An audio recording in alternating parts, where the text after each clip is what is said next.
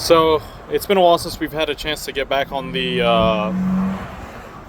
LS swap Q45 here, and so we've got the coils in. We're gonna have some issues with how the coil wire is running and everything, but we're not dealing with that right now.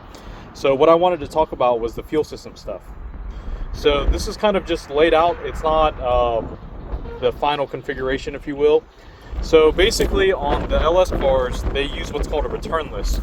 So what returnless means is that it literally only has a feed line. It doesn't have a return fuel line. So if you look here, this is our fitting here. This is a Deechworks Quick Connect, 3/8 Quick Connect to at 8 AN. And if you look here, we've got like a normal, what you would see as a fuel pressure regulator. So I'm gonna unplug these hoses really quick. So normally on a regulator, you only have one fitting, or two fittings rather. So this would be, this would go from, say, the rail. The rail obviously would have the feed, and then on the end of the rail would go into here, and then from here it would just return. So what we're doing is converting this to a returnless style, because this car is return, but the engine is returnless. So how that works is really simple. We actually have the fuel feed line going into here, the fuel return line going here, and this one right here is actually what feeds the rail. So how it works is that once the fuel rail fills up with fuel, so fuel in comes here, goes into the rail, and then when the rail fills up, whatever's left over returns this way.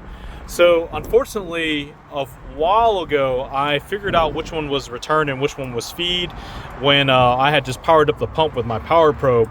But unfortunately, I don't remember which is which. So, but yeah, that's simple. That's basically it in a nutshell. We're obviously gonna have to move this fitting around most likely, but we'll have the feed going into here. This will go feed from the tank, return to the tank, and then fuel rail. And then that's it. And then that should be enough for our fuel system temporarily.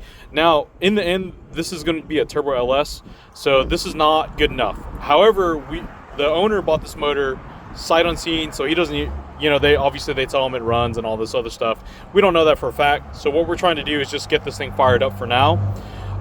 But yeah, so what's going to happen is I'm going to go find the power wire for the fuel pump again, power it up, find out which one has fuel, and we may actually even pump out the fuel that's in it, because I believe there was some in it.